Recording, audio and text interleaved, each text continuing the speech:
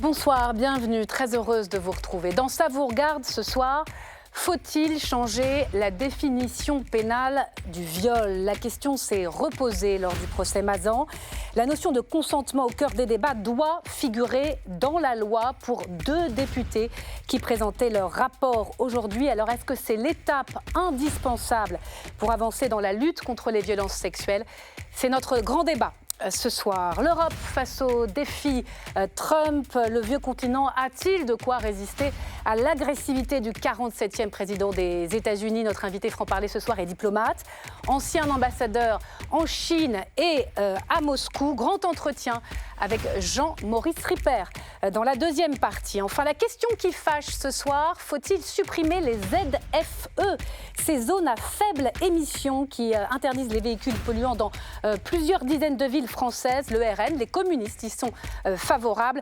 On en débattra dans notre controverse du soir à l'heure où les États-Unis se retirent de l'accord de Paris. Voilà pour le sommaire. Installez-vous, ça vous regarde. C'est parti.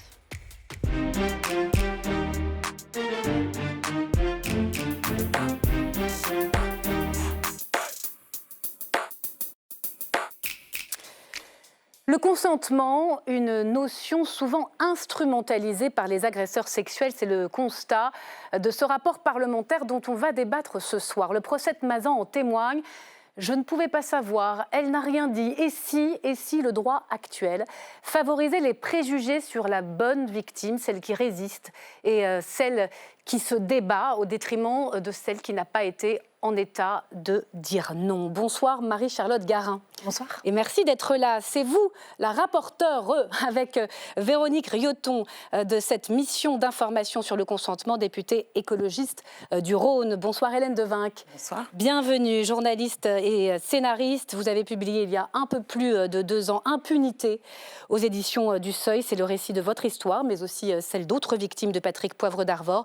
Vous êtes aujourd'hui l'un des visages, l'une des figures du combat contre les violences sexuelles. Bonsoir Laurence Rossignol. Bonsoir. Ravie de vous retrouver. Vous êtes sénatrice socialiste du Val-de-Marne, militante féministe qui suit ces sujets depuis des années et des années. Enfin, bonsoir Denis Salas. Bonsoir. Vous êtes magistrat et essayiste. Vous présidez l'Association française pour l'histoire de la justice, auteur du livre Le déni du viol aux éditions Michalon. Merci à tous les 4 d'être là. Que dit ce rapport? Les principales mesures pour commencer, c'est dans le récap de Valérie Brochard qu'on accueille tout de suite.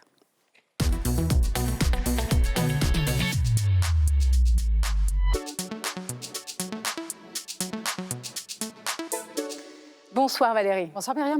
Alors après 1 an d'audition, cette mission sur la définition pénale du viol a rendu son rapport. Oui, un rapport qui vient tout juste d'être adopté à l'unanimité par la délégation aux droits des femmes. Ces 2 co-rapporteurs, Véronique Rioton et Marie-Charlotte Garin, veulent intégrer la notion de non-consentement dans la définition pénale du viol et des agressions sexuelles qui est aujourd'hui mal caractérisée. Dans la définition actuelle du viol, si le juge se borne à caractériser un viol ou une agression sexuelle sans arriver à démontrer l'usage de la violence, contrainte, menace ou la surprise et l'intentionnalité, il prive ainsi sa décision de base légale. Donc, il n'y a pas de condamnation.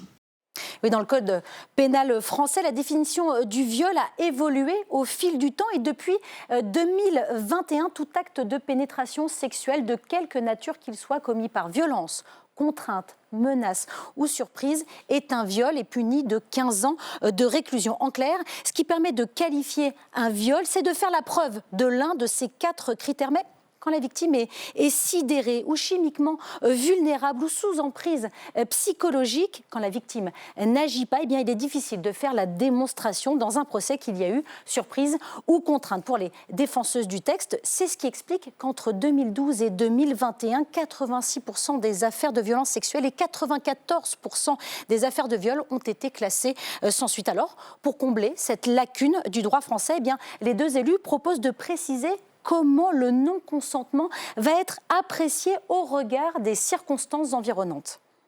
Tout le monde comprend bien ici que si on consent en disant oui, mais qu'on le fait en ayant un pistolet sur la nuque, personne ne peut dire raisonnablement que c'est un consentement qui est valide, n'est-ce pas? Donc on vient vraiment donner un outil supplémentaire au juge pour qu'il aille interroger s'il y a eu un consentement et si la personne mise en cause dit qu'il y a eu consentement, comment est-ce que ce consentement a-t-il été recueilli? Vous savez, Myriam, le consentement est une notion parfaitement intégrée par la société quand il s'agit de vol. Quand on vole un portefeuille dans un manteau, il ne fait aucun doute que le voleur fait l'acquisition d'un bien sans le consentement d'autrui. C'est totalement accepté. Mais quand il s'agit du corps des femmes, l'évidence devient soudainement moins évidente. Pour les deux autrices du rapport, il est essentiel de rappeler dans le droit où se trouve la limite entre sexualité et viol, une frontière qui a besoin d'être sanctuarisée, entérinée au regard des arguments communément utilisés par les agresseurs. Vous en avez parlé, Myriam, dans votre introduction. Rappelez-vous, lors du procès Mazan, Gisèle Pellicot, violée par 51 hommes, a pu entendre sortir de la bouche des accusés « C'est un viol, mais je n'ai pas violé. J'ai violé à contre-cœur. C'est un viol involontaire », parce qu'ils ont tous remis en cause le non-consentement de leur victime. J'ai cru que, je ne savais pas, elle n'a pas dit non. L'objectif du texte est d'améliorer le taux de poursuite en élargissant le champ des preuves que l'on peut apporter. Et c'est là que cela pose un problème pour certaines associations féministes qui ne sont pas favorables à la modification de cette loi. Elles relèvent que le consentement peut être extorqué, fabriqué, abusé et se retournerait donc contre la victime, ce qui l'obligerait à démontrer son innocence alors que la justice est censée d'abord démontrer la culpabilité de l'auteur. Mais Véronique Rioton et Marie-Charlotte Garin en sont convaincues, il faut modifier le code pénal. Une proposition de loi élaborée sur la base de leur rapport sera mise à l'ordre du jour de l'Assemblée nationale fin mars. Un texte qui ne sera pas la solution, mais un outil pour que la société française passe de la culture de l'impunité à celle du consentement. L'essentiel, Myriam, réside sûrement dans le fait d'en discuter. Elle est là, je crois, la plus grande avancée. C'est le débat qui va suivre et qui va peut-être, je l'espère, infuser dans la société. Merci beaucoup pour ce point très complet, Valérie. Marie-Charlotte Garin, c'est un travail de longue haleine. Vous avez vu beaucoup de gens, des témoignages de victimes, des magistrats, des avocats. Est-ce qu'il y a eu un déclic, un témoignage, une expertise qui vous a fait vraiment vous dire « il faut légiférer, il faut écrire ce mot de consentement dans la loi ». Je crois que le témoignage le plus frappant, c'est quand les juges nous disent et témoignent en nous disant « moi, j'ai face à moi une victime, je la crois, je suis convaincue que la personne mise en cause est coupable, mais le droit en l'état ne me permet pas de poursuivre et donc de condamner ». Et ça a été très tôt dans nos auditions. On a auditionné une centaine de personnes, vous l'avez dit, des professionnels de justice, des professionnels de police, des professionnels de santé, des associations qui s'occupent des victimes elles-mêmes. Et la deuxième audition qui m'a particulièrement marquée, ça a été celle des forces de l'ordre et notamment celle des gendarmes, qui en fait nous disent « le parole contre parole, ça n'existe pas ». Si on a les moyens de pouvoir mener correctement nos enquêtes et donc de pouvoir aller chercher plus d'éléments et notamment l'ouverture de la loi pour aller chercher plutôt le consentement ou le non-consentement plutôt que la violence, la contrainte, la menace ou la surprise. Et on le sait que 70% des victimes sont en état de sidération. Donc quand vous êtes en état de sidération... Combien ? Répétez-moi. 70% des victimes de viol 70% des victimes sont en état de sidération. C'est considérable. C'est considérable et ça veut dire que très concrètement, vous vous faites agresser, vous êtes complètement surprise. En plus, vous êtes agressé par quelqu'un que vous connaissez, puisque bien souvent, c'est quelqu'un de l'entourage proche, loin des clichés qu'on peut avoir sur l'inconnu dans un lieu extérieur, etc., etc. Et d'un coup, vous êtes tétanisé. Donc vous ne pouvez pas dire non, vous ne pouvez pas vous débattre. Et ce qui est encore plus pernicieux derrière, c'est que vous allez avoir honte de vous dire « j'ai pas été la bonne victime ». Et donc peut-être que vous n'allez pas oser passer la porte d'un commissariat pour porter plainte. Et c'est aussi à cela. C'est incroyable ce terme de bonne victime. On entend aussi le bon viol. Julia Foyce, qui a témoigné, a dit j'ai été violée sur un parking, personne n'a pu soupçonner que j'étais consentante. Et d'ailleurs, en ce qui la concerne, ça s'est soldé par un non-lieu. Hélène Devinck, vous avez assisté à ce procès Mazan, à ces paroles dans le box des accusés, des hommes qui expliquent « je n'avais pas l'intention de violer ». Je croyais que Gisèle Pellicot était d'accord avec cette idée d'un consentement par procuration du mari. On retrouve aussi ce registre d'un consentement supposé par... Patrick Poivre d'Arvor, c'est la même chose au fond que vous avez revécu. Mais c'est la même chose à peu près dans tous les procès, c'est-à-dire qu'on entend toujours la même chose. Ce mot consentement qui est absent de la loi, c'est l'éléphant dans la pièce. C'est-à-dire que tous les procès, toutes les audiences auxquelles j'ai assisté, pas seulement des procès très médiatiques comme celui de Mazan, mais des procès, on va dire, plus quotidiens, le consentement de la victime, c'est le cœur des débats au procès. Donc, peut-être que, effectivement, la loi telle qu'elle était écrite avec la violence, menace, contrainte ou surprise était centrée sur la stratégie de l'agresseur. Et philosophiquement, c'est beaucoup plus séduisant. C'est-à-dire bien sûr qu'il faut regarder ce qu'a fait l'agresseur et non pas la façon dont la victime s'est défendue, etc. Sauf que dans la réalité des faits, le consentement est omniprésent. Donc l'encadrer par la loi, ça semble quelque chose de très, très sain, même si effectivement ça ne résout pas tous les problèmes et ça ne va pas permettre de régler la violence masculine qui peut même pas être réglée par le droit, en fait. C'est la société qu'on change aussi, peut-être, avec le cette loi. récit sociétal et par les légendes qu'on a autour de tout ça. Vous-même, vous avez mis 28 ans à porter plainte. Et c'est aussi au moment où Patrick Poivre d'Arvor, vous en avez déjà beaucoup parlé, mais c'est intéressant pour nos téléspectateurs de le redire, c'est quand il a évoqué cette idée, au fond, sa phrase, je l'ai notée, c'est « quand on est attiré, on y va, quand on n'est pas attiré, on n'y va pas ». Il a dit ça sur Quotidien à la télévision. Et ça vous a convaincu d'aller au commissariat porter plainte? C'est insupportable d'entendre encore ça. Bien sûr que c'est insupportable. Et le parcours en justice des victimes est d'une extrême violence. Il ne faut pas se le cacher. Ne serait-ce que par l'attente. Nous, ça fait 4 ans déjà qu'on y est. Et en 4 ans, on a obtenu une mise en examen. On a été classé sans suite. On a dû se constituer partie civile. Enfin, pour Florence Porcel, le droit, c'est la langue du pouvoir. Et quand on est victime, il faut qu'on apprenne cette langue. On n'a pas le choix. Mais c'est bien aussi que le droit apprenne notre langue. Et peut-être que ce texte peut aider à ça. Denis Salas, le magistrat.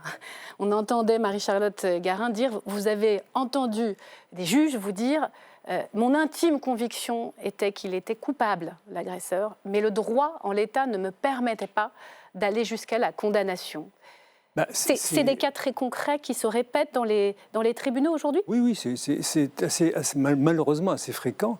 Le droit, c'est la langue du pouvoir, mais c'est une langue que vous pouvez aussi vous approprier dans le procès. Donc, c'est, à mon avis, réversible. Non, simplement, effectivement, il y a de très nombreux cas, soit parce que l'auteur n'est pas identifié, soit parce que les investigations sont impossibles à réaliser, soit parce qu'il n'est pas identifiable tout simplement, soit aussi parce qu'il y a une prescription, même si elle a été étendue.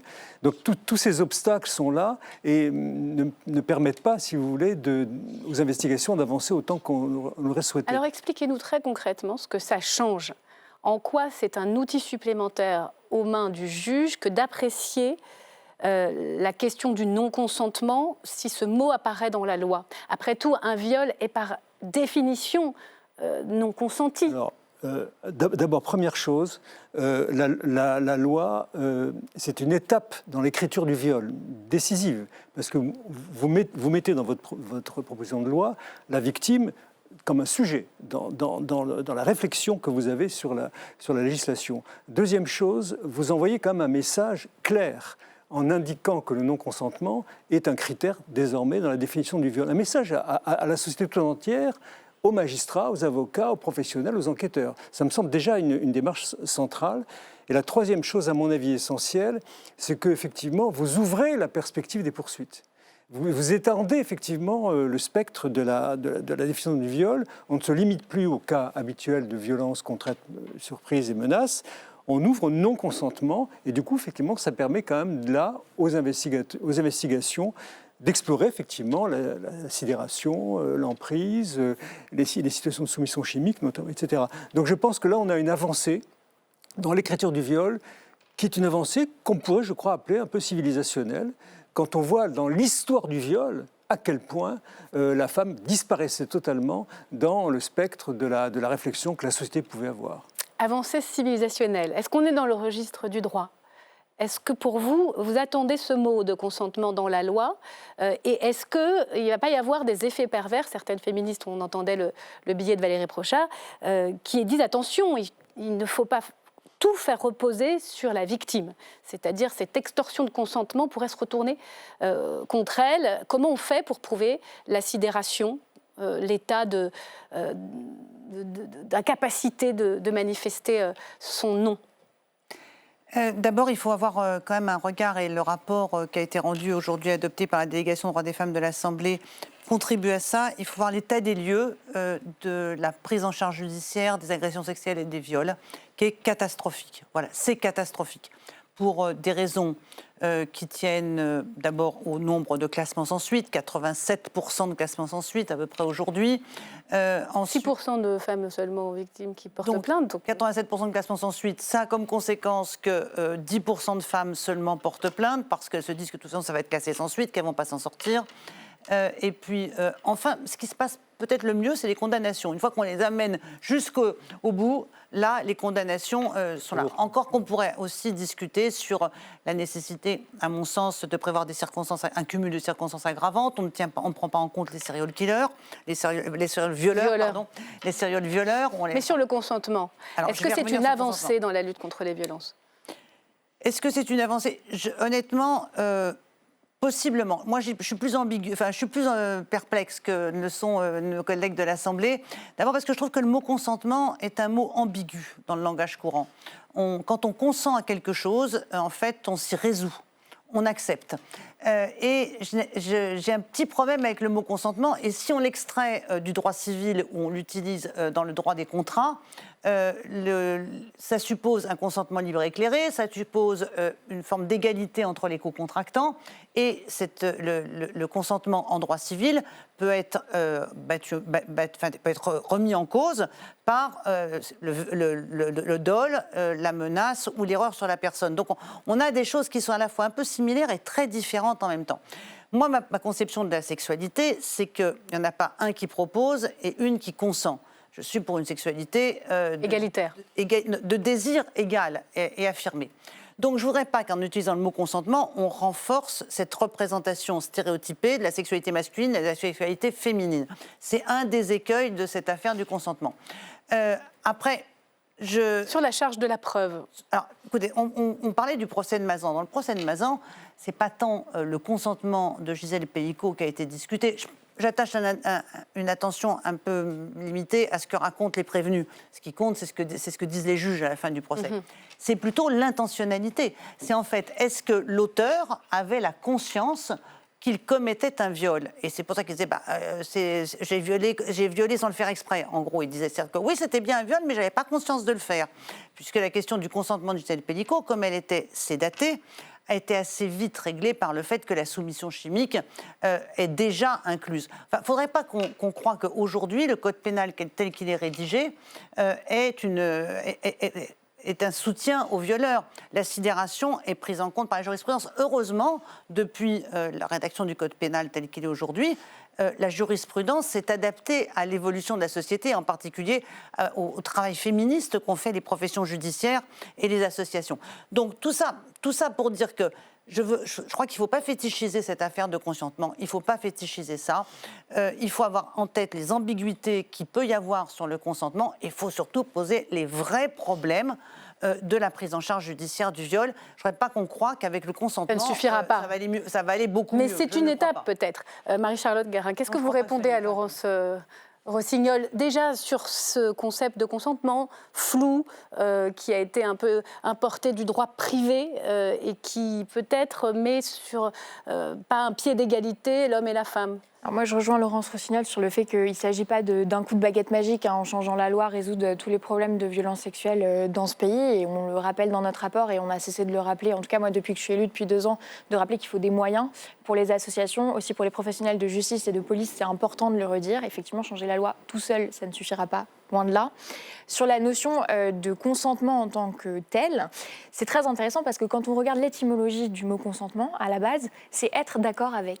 Donc c'est pleinement sur un pied d'égalité. Mais il se trouve qu'aujourd'hui, c'est devenu une arme entre les mains des agresseurs qui l'instrumentalisent et qui en font absolument ce qu'ils veulent.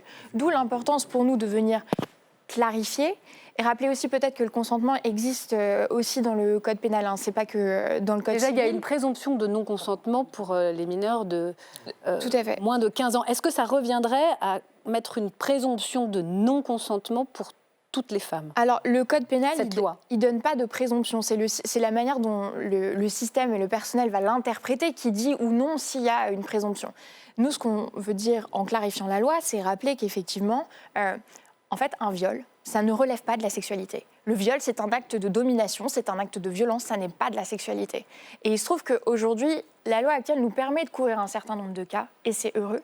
Mais moi, je refuse d'accepter qu'on laisse sur le bord de la route tout un certain nombre de victimes, et notamment les cas de sidération, parce qu'aujourd'hui, la sidération, typiquement, on a un arrêt de la Cour de cassation qui couvre ce cas. Mais en fait, cet arrêt est tellement précis que ça reste un traitement aléatoire pour toutes les autres victimes. Et typiquement, nous, dans notre travail d'écriture du texte qu'on a proposé, on a fait cette distinction. On s'est vraiment attaché à avoir un texte qui prend en compte les vulnérabilités des victimes pour pouvoir justement considérer quand on n'est pas à égalité, quand justement on est dans quelque chose d'inégalitaire. Et ça, c'est très intéressant. Et peut-être je terminerai là-dessus. Le dernier point, c'est de se dire, typiquement, le cas du viol par surprise dans le sommeil. Pour le coup, la jurisprudence, elle est très claire. Gisèle Pelicot, Mazan, c'est couvert. On n'a pas eu besoin de le redire dans la loi. Mais la sidération, aujourd'hui, on a besoin de le redire et d'ouvrir les cas de critères. Oui, les circonstances environnantes, le lien de subordination, le lien de domination, la situation sociale qui va imprimer l'intimité. Ça, vous savez de quoi vous parlez. En fait, le viol, c'est vraiment le lieu de toutes les inversions. C'est-à-dire la honte passe du coupable à la victime et le regard social passe entièrement sur la victime et la justice pratique ça aussi. C'est-à-dire que la première chose qu'on fait, un des premiers actes qu'on fait quand une femme porte plainte, c'est qu'on lui fait passer un test de crédibilité, il faut bien dire ce qui est, c'est-à-dire est-ce que c'est la bonne victime, est-ce qu'on peut la croire, est-ce qu'elle n'est pas mythomane, etc. On va aussi aller rechercher quelque chose qui vient du fin fond du 19e siècle, qui est l'inconduite des femmes, et on l'a vu au procès Mazan, c'est-à-dire que Gisèle Pelicot, elle ne pouvait pas parler, on ne pouvait pas mettre en doute sa parole puisqu'elle ne se souvenait pas. Et qu'est-ce qu'on a été voir? Si peut-être elle serait libertine, peut-être, etc. L'inconduite des femmes, c'est encore quelque chose qu'on a à affronter quand on parle de viol, quand on dénonce un viol, et qui est extrêmement, extrêmement violent. Je voulais revenir sur quelque chose que vous avez dit sur l'intentionnalité. Parce qu'à Mazan, les agresseurs, enfin maintenant on peut dire les violeurs, puisqu'ils ont été condamnés, disaient tous, mais moi je ne suis pas partie de chez moi en me disant j'ai l'intention de violer Gisèle Pelicot. Et donc si moi je n'ai pas l'intention, ça n'est pas un viol. C'est d'abord une façon pour eux de garder le pouvoir, c'est-à-dire c'est eux qui ont le pouvoir de dire s'ils violent ou s'ils ne violent pas. Et moi, ça m'a personnellement touchée parce que c'est la lettre que j'ai reçue du procureur quand il a classé ma plainte sans suite. Il a dit l'homme que vous dénoncez, donc Patrick Poivre d'Arvor, reconnaît la matérialité mais pas l'intentionnalité. Je dis c'est quoi? Il m'a violée sans le faire exprès. Et on retombe exactement sur les mêmes affaires que Mazan, sur les mêmes défenses. Denis Salas, et puis ensuite je voudrais vous montrer un sujet sur le modèle espagnol, allez-y. Le problème, c'est que le juge ne considère pas l'intention, il ne va pas sonder les reins et les cœurs, si vous voulez. Ce n'est pas le juge de l'intention. Il va regarder les actes, et notamment la somme des actes qui ont été posés par l'agresseur dans la commission des faits. Dans le procès de Mazan, c'était très très palpable, on le sentait très bien. Moi j'ai assisté à quelques audiences, on voyait très bien qu'effectivement il disait « j'ai pas voulu, c'était pas mon intention d'eux », etc.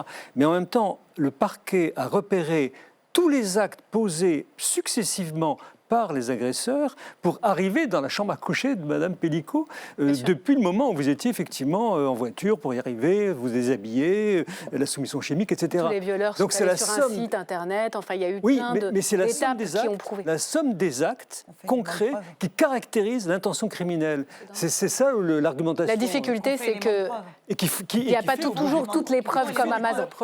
Alors, l'Espagne, le consentement est inscrit depuis 1 an et demi dans la loi et c'est à l'accusé de prouver que la victime était consentante. Qu'est-ce que ça change concrètement? Premier bilan, Clément Perbaud.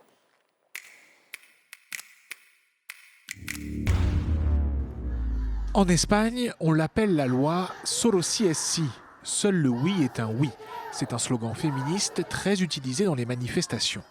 Elle est entrée en vigueur le 7 octobre 2022 sous l'impulsion du parti de gauche radical Podemos et de la ministre de l'égalité de l'époque, Irene Montero. Cette loi fait entrer dans le droit la notion de consentement pour les affaires de violences sexuelles. L'article 178 du Code pénal espagnol donne cette définition. Le consentement ne sera compris que s'il a été librement exprimé par des actes qui, compte tenu des circonstances, expriment la volonté de la personne de manière claire. Cette loi implique la notion nouvelle de présomption de non-consentement. C'est désormais à l'accusé de prouver que la victime était consentante au moment des faits. Si la victime ne dit pas « oui, je souhaite maintenir des relations sexuelles », c'est un non. Cette présomption, oui, c'est possible qu'un accusé aura plus difficile de prouver que l'acte était consenti. Il est encore trop tôt pour mesurer précisément les effets de cette loi sur les condamnations en Espagne. Mais une affaire médiatisée a mis en lumière cette nouveauté. Saúl Gordillo, un journaliste connu, a été condamné à 1 an de prison pour des actes sexuels non consentis. C'était avec une subordonnée de 28 ans plus jeune que lui, à la suite d'une soirée d'entreprise qui s'est finie en discothèque et où les deux ont dansé ensemble. Voici un extrait de l'énoncé de la sentence. L'accusé a attribué à la victime des signes de consentement qui ne peuvent être valables aujourd'hui. Un consentement express et requis qui n'a en aucune façon été accrédité par l'accusé. Saúl Gordillo n'aurait sans doute pas été condamné sans cette nouvelle loi. Mais attention, la présomption de non-consentement ne fait pas pour autant de l'accusé un condamné par défaut. Cette loi permet d'éviter l'impunité pour certaines conduites, mais en aucun cas, elle ne remet en cause la présomption d'innocence, ni n'inverse la charge de la preuve, qui revient bien sûr toujours à l'accusation. La présomption de non-consentement n'efface donc pas la présomption d'innocence. C'est toute l'ambiguïté de cette loi qui change tout de même l'approche par les juges des affaires de violences sexuelles. Marie-Charlotte Garin, c'est ce modèle, cet exemple espagnol que vous voulez suivre. Alors, garder la charge de la preuve sur l'accusé tout en préservant la présomption d'innocence. Alors, on n'est pas exactement dans le même modèle, dans le sens où, dans notre système de droit français, la charge de la preuve, elle revient toujours au procureur. Donc, celui qui instruit, exactement, qui fait l'enquête. Qui va donc aller chercher les preuves. Simplement, ce que l'on fait, c'est qu'on donne un outil supplémentaire, comme nous le disions tout à l'heure, pour pouvoir aller chercher des éléments. Donc en fait, ce qui change, ce n'est pas la charge de la preuve, c'est l'objet de la preuve. Qu'est-ce qui devient admissible en tant que preuve devant le juge pour pouvoir caractériser l'infraction? Donc c'est là la nuance. Pour le coup, nous, on se rapproche peut-être beaucoup plus du modèle belge qui a le même code napoléonien que nous, qui est plus similaire et pour lequel c'est aussi un petit peu trop tôt pour voir on va dire les effets, l'impact immédiat.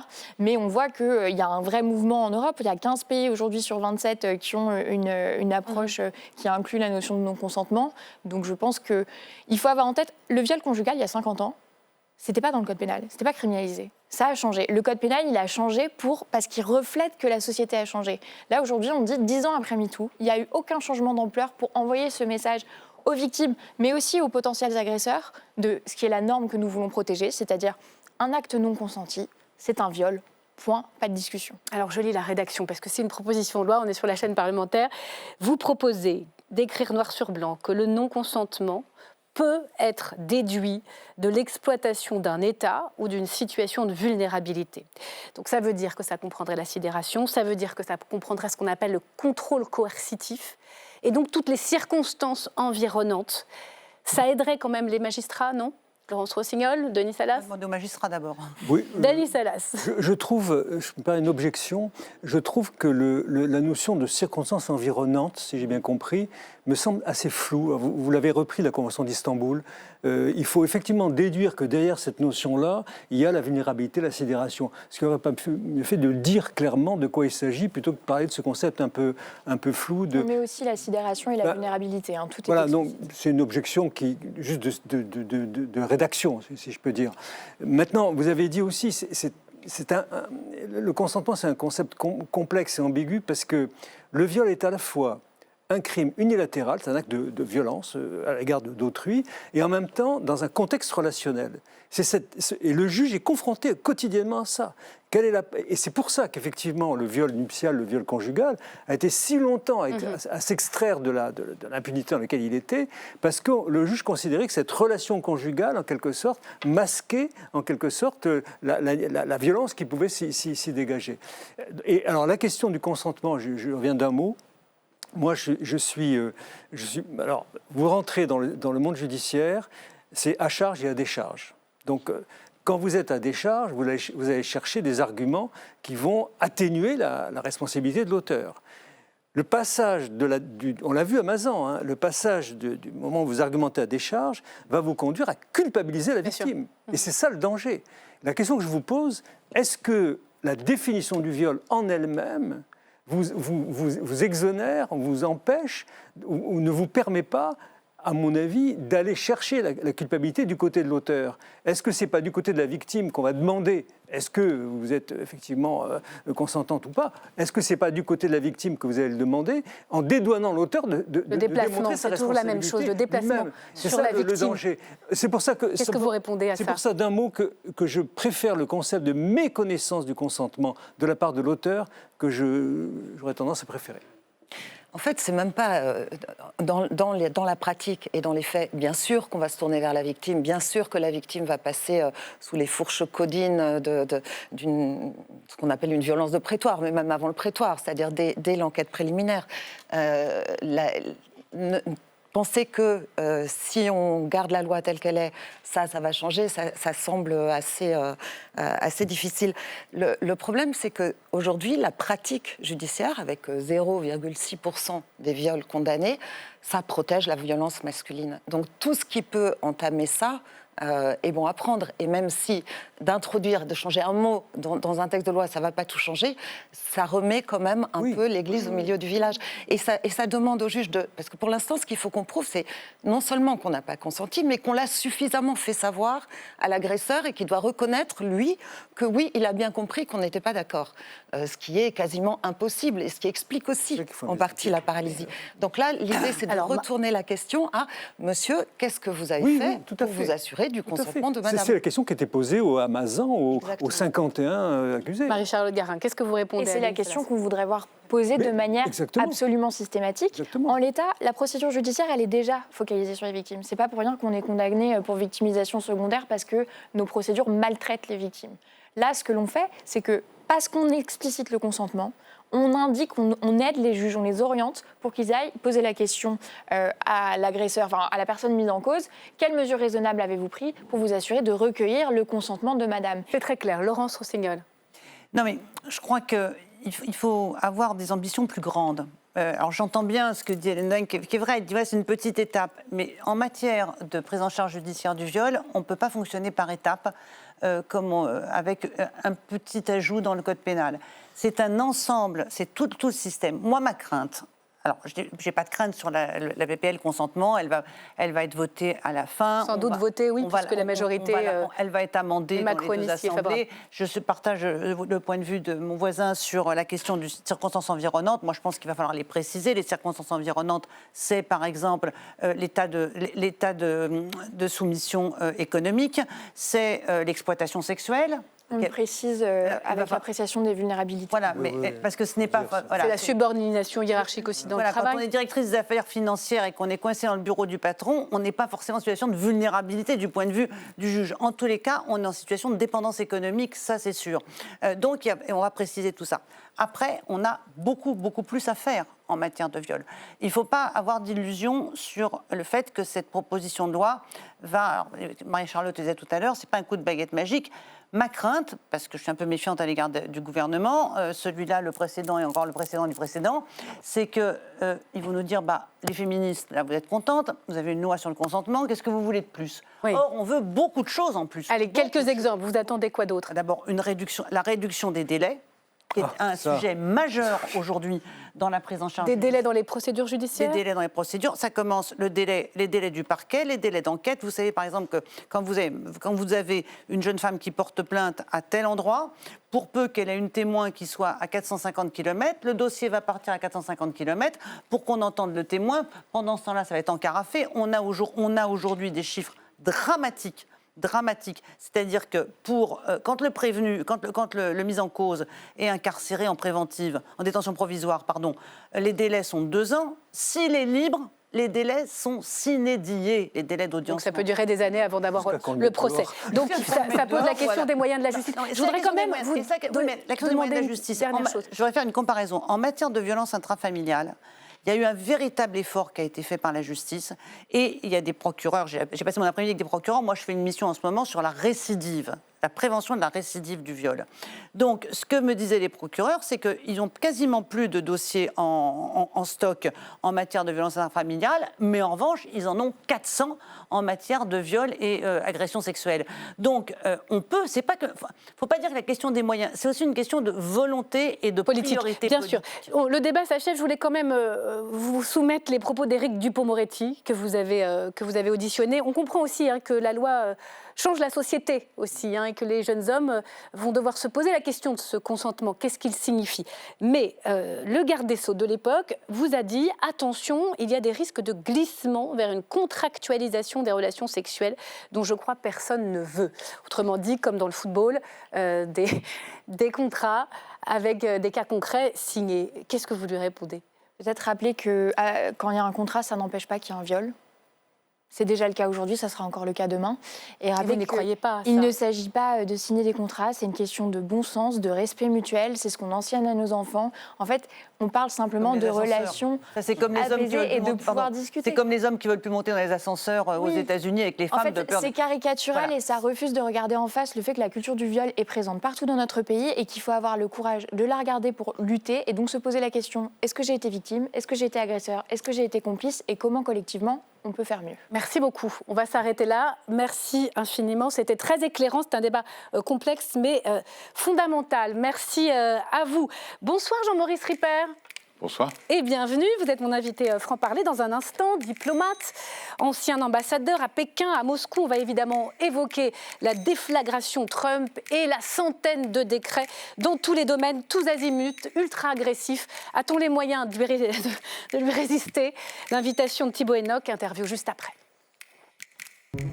Si l'on vous invite, Jean-Maurice Ripper, c'est que l'ordre mondial vient d'être bouleversé par l'entrée en fonction de Donald Trump. Nous allons entamer la restauration complète de l'Amérique et la révolution du bon sens.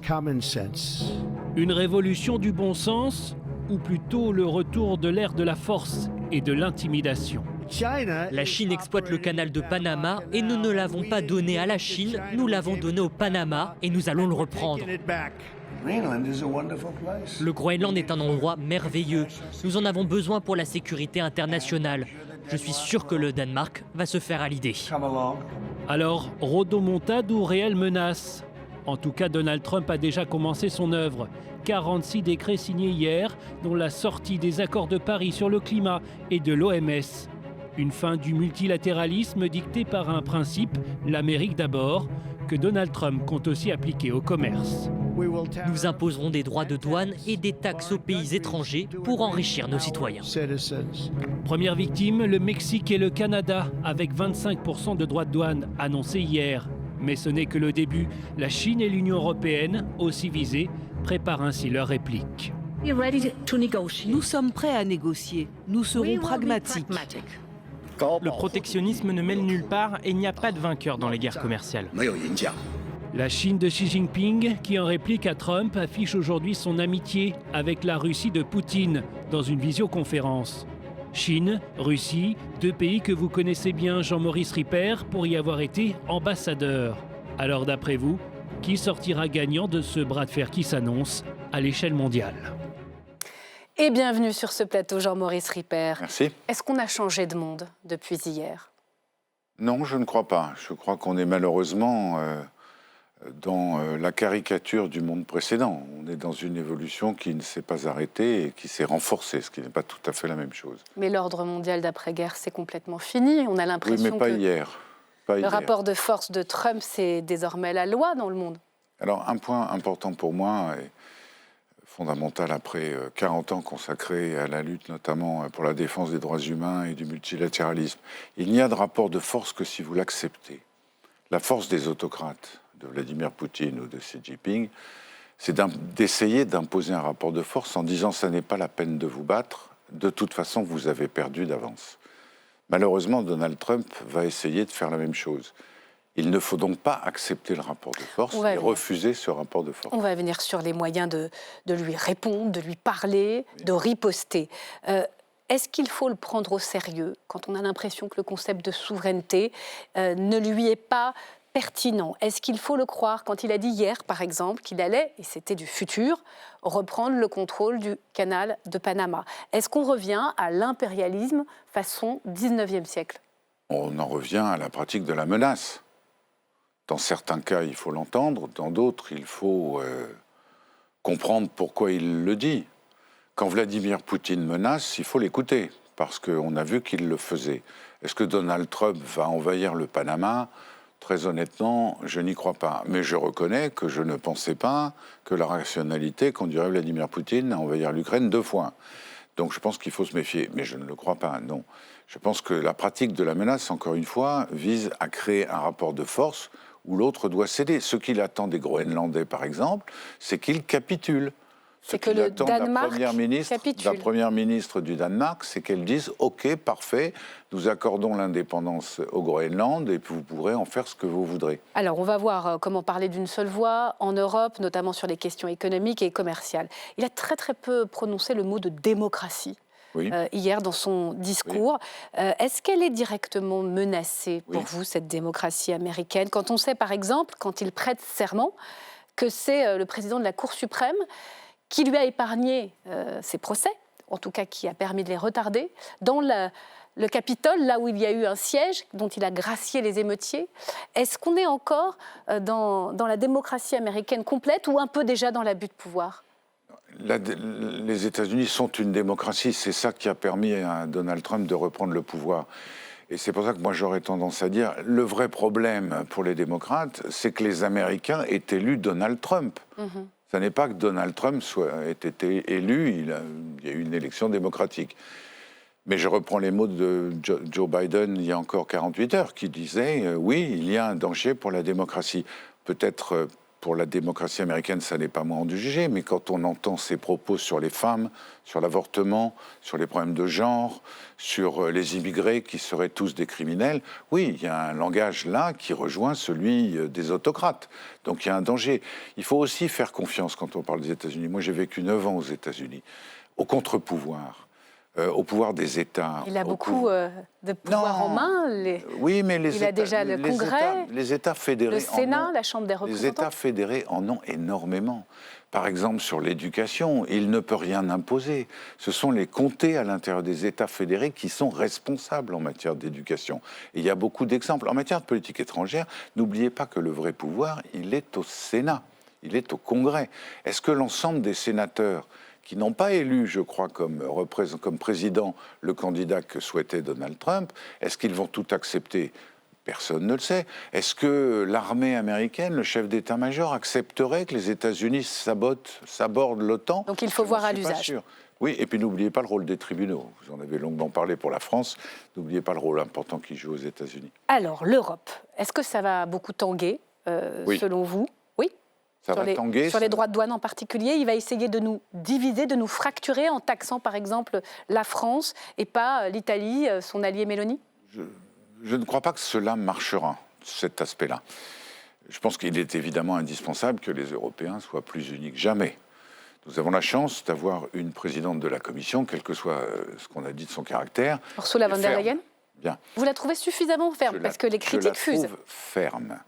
Ce qui est compliqué en Europe, c'est qu'au fond, vous avez 3 catégories d'États européens. Vous avez ceux qu'on appelle de la ligne de front, ceux qui sont les plus inquiets de l'avancée de Vladimir Poutine, les États du nord de l'Europe, la Pologne, les États baltes, qui, eux, sont dans une position très dure vis-à-vis de Vladimir Poutine et jugeront des rapports avec les États-Unis par rapport au maintien ou pas de l'engagement américain. Vous avez les États mous qui sont à la fois des soutiens de fait de Poutine et des soutiens de fait de Trump, les régimes illibéraux, la Hongrie, la Slovaquie. Justement, cette internationale réactionnaire. Et puis vous avez les plus grands pays d'Europe. Pardon, mais ceux qui, dans cette affaire, pas seulement les fondateurs, il faut inclure le Royaume-Uni qui reste un pays européen, même s'il n'est pas dans l'Union européenne. La France, l'Allemagne, le Royaume-Uni, d'une certaine façon pour moi évidemment l'Italie et l'Espagne. On va voir ce que ça va donner. Je pense que la défense collective est fondamentale. Le commerce euro-américain, c'est à peu près 900 milliards de dollars par an. Il est totalement équilibré. Ça veut dire que les Américains ont besoin du marché européen. Il y a plus d'Européens qu'il n'y a d'Américains, en tout cas aux États-Unis. faire attention. Et la stratégie de von der Leyen, pour l'instant, c'est de dire oui, on va acheter et continuer à acheter du gaz non liquéfié américain. Est-ce que c'est la bonne stratégie qui est plutôt défensive qu'offensive? Pour l'instant, on est dans la négociation préalable. On va voir ce que le président va faire. Ça ne veut pas dire qu'on ne va pas réagir. On a fait la même chose avec la Russie. On l'a mise en garde, on a essayé de négocier. Quand elle a envahi l'Ukraine, on l'a sanctionnée. J'espère que l'Europe aura le... Si, on l'a sanctionnée. Oui, mais avec les effets, excusez-moi, les conséquences des sanctions économiques... Non, regardez l'économie russe. Regardez regardez dans quel état est la population russe. Je ne vous parle pas de l'enrichissement personnel des oligarques autour de M. Poutine, dont on parle toujours. La Russie va mal sur le plan économique, contrairement à ce que tout le monde raconte. C'est d'ailleurs pour ça qu'elle est obligée de brader son gaz et son pétrole à la Chine. L'élection de Trump n'est pas une bonne nouvelle pour Poutine et une mauvaise pour les Ukrainiens? Il l'a cru la dernière fois et il est un peu revenu de sa bonne surprise. Personne ne sait ce que va faire le président Trump et ce que va faire le Congrès sur l'Ukraine. Vous le croyez capable de régler ce conflit dans une négociation juste pour les Ukrainiens? Ce conflit sera réglé par le président ukrainien, M. Zelensky. M. Trump peut décider de ce qu'il veut avec Vladimir Poutine. C'est le peuple ukrainien qui décidera. Et ce sont les Européens qui aideront l'Ukraine. Par ailleurs, je note quand même qu'il y a 2 jours, la réponse du président Poutine à Donald Trump sur ces 24 heures a été assez claire. Il a dit « Nous ferons la paix, nous discuterons quand l'Ukraine aura capitulé ». Je pense que M. Trump va être obligé de revoir un tout petit peu sa stratégie de négociation. Et sur Gaza et Israël, Trump est-il un faiseur de paix avec cet accord de cessez-le-feu qui a été mis en œuvre et les premiers otages libérés contre la libération de prisonniers palestiniens? Il y a des tas d'éléments. Évidemment, la pression conjuguée de Joe Biden et de Donald Trump a joué un rôle. Mais l'épuisement des 2 États, l'épuisement des populations, l'épuisement des armées, l'effondrement du Hezbollah, l'affaiblissement considérable du Hamas, les divisions au sein du monde arabe, tout ça a contribué à faire, passez-moi l'expression, que la mayonnaise a pris et que tout le monde est tombé d'accord pour que, comme ça s'est passé au Liban quelques jours ou quelques semaines précédemment. Mais les Américains ont déjà dit que s'il fallait reprendre l'offensive, si l'État hébreu jugeait nécessaire cette fameuse 2e phase, c'est-à-dire ne pas se retirer militairement de Gaza, alors il les soutiendrait et même il continuerait à livrer des armes. Non mais que Donald Trump poursuive dans sa politique précédente, le transfert de l'ambassade à Jérusalem, de soutien absolu au pouvoir israélien, c'est une chose. Ça ne veut pas dire que les Israéliens vont le faire. Moi, je crois qu'aujourd'hui, ce cessez-le-feu est une vraie chance.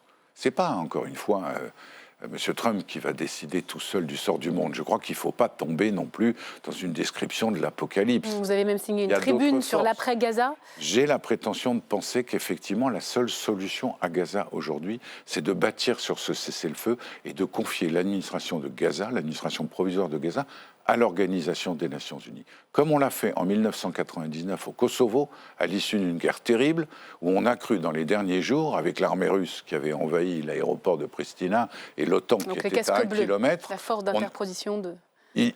Force d'interposition, police civile, reconstruction, force de maintien de la paix, administrateur provisoire, évidemment, des Nations Unies, en accord avec une autorité palestinienne qu'il faut reconstruire. Et évidemment, de l'aide humanitaire pour la reconstruction immédiate. Ça paraît fou, moi je crois que c'est possible, parce que ça arrangera tout le monde. Donc il y a encore des raisons d'espérer. Je voulais vous montrer ce que Joe Biden appelle les oligarques de la tech. C'est évidemment Elon Musk, c'est Jeff Bezos qui a financé la cérémonie d'investiture, ou encore Mark Zuckerberg qui a chacun. Fait volte-face en retirant les modérateurs de Meta. Qui gouverne vraiment dans ce pays? C'est une excellente question. Il y a certainement une convergence des intérêts de l'argent et de la tech, qui aujourd'hui sont les secteurs qui produisent le plus d'argent, le contrôle de l'intelligence artificielle, du spatial. La question pourrait être combien de temps Donald Trump et son ego toléreront-ils que d'autres prétendent diriger les États-Unis à sa place? Je pense que c'est une question intéressante. Ils ont la puissance, il a le pouvoir? Je pense qu'ils ont une puissance qui risque de les emmener trop loin. C'est-à-dire? C'est-à-dire qu'ils vont s'apercevoir que s'opposer à des États, ça n'est pas tout à fait la même chose que contrôler un réseau Internet. Et c'est pour ça qu'il faut que l'Europe montre qu'elle est parfaitement déterminée, pacifiquement, diplomatiquement, à continuer à exister, tous les outils, quoi qu'ils en veulent. Oui. Des sanctions au porte-monnaie d'Elon Musk. Ils ont besoin du marché européen, ces géants de la tech. Donc c'est le chantage, le deal possible. Vous me taxez, je sanctionne les géants. Bien sûr. On verra si vous êtes entendu. Merci beaucoup pour cet éclairage, Jean-Maurice Ripper. On va passer à la question qui fâche pour terminer avec de nouveaux invités.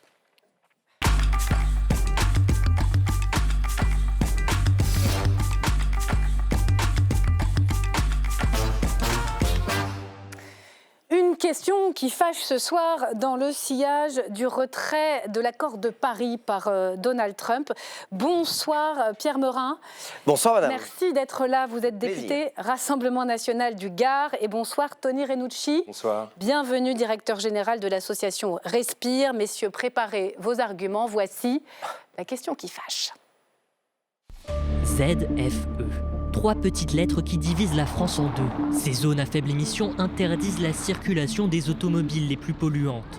12 villes en disposent déjà, et 28 autres, de plus de 150 000 habitants, doivent en créer en ce début d'année. Et depuis ce 1er janvier, pour 4 métropoles, les règles se durcissent. Les véhicules critères 3, voitures diesel d'avant 2011 et essence d'avant 2006, sont interdites à Grenoble, Montpellier, Lyon et Paris. Une mesure qui concerne une voiture sur 5 sur le territoire national et en Île-de-France, 1,12 million d'automobilistes. La ZFE est délimitée par l'autoroute A86, 77 communes sont touchées sur des plages horaires bien définies, en semaine de 8h à 20h. Air Paris espère ainsi une baisse de 14% des émissions de dioxyde d'azote avec ces nouvelles restrictions.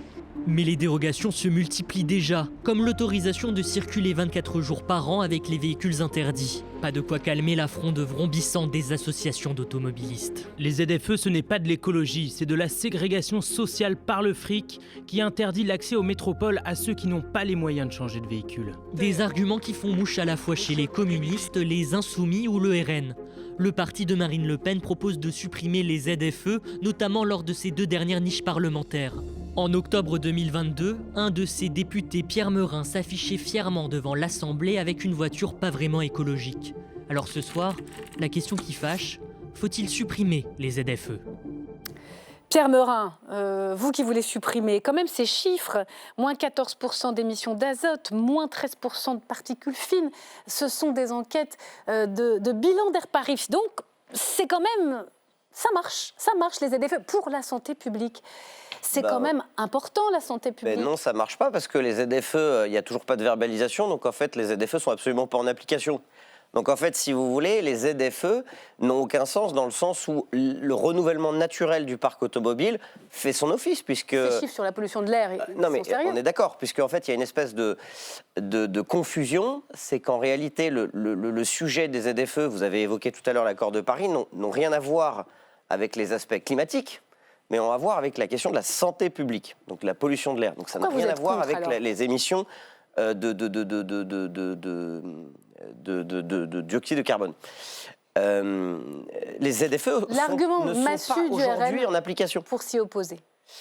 L'argument, il n'y a pas d'argument massu, si vous voulez. On est contre les ZFE parce que c'est un dispositif de ségrégation sociale, c'est un dispositif de séparatisme territorial et social où en fait on est en train de restreindre la liberté de circulation dans ce pays, qui est quand même, la liberté de circulation est quand même un principe constitutionnel, au nom de la qualité de l'air dans les aires urbaines, sachant que je tiens à rappeler qu'aujourd'hui, l'espérance de vie baisse beaucoup plus dans les zones rurales où la qualité de l'air est bonne que dans les zones urbaines.